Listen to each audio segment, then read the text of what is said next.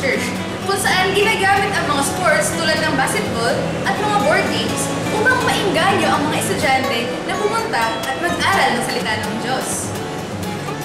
Ngayon, pakinggan naman natin ang mga testimonies galing sa ilang mga estudyanteng pumupunta sa ating Student Center.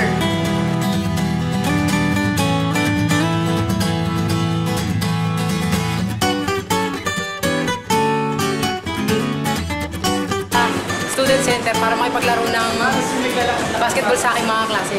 Kasi masaya ito, kasi sa itong parte na pakikipagkapwa-tao.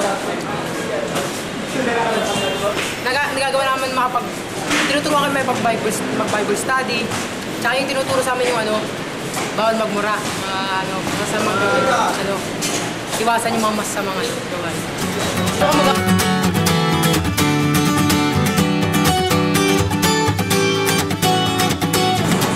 Ako si Jarvin Fernandez, 3 Mercy, taga-Rodio High School.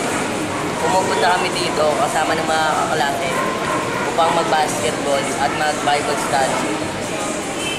Kami sa Student Center para makaranas din kami na bilang kabataan. Natuto kami sa mga salita ng Diyos.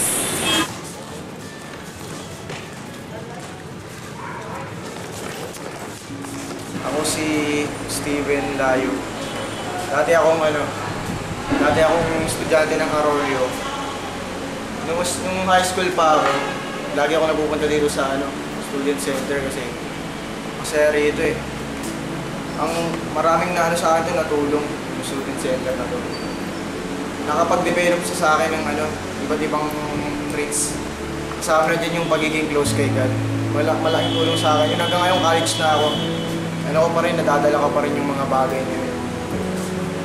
Bali, ako ngayon, first year college ako ngayon sa UDM. Kinukuha ko, BS Mathematics, minor in Computer Science. Ngayon na lang ulit ako nakabalik dito kasi wala nang time.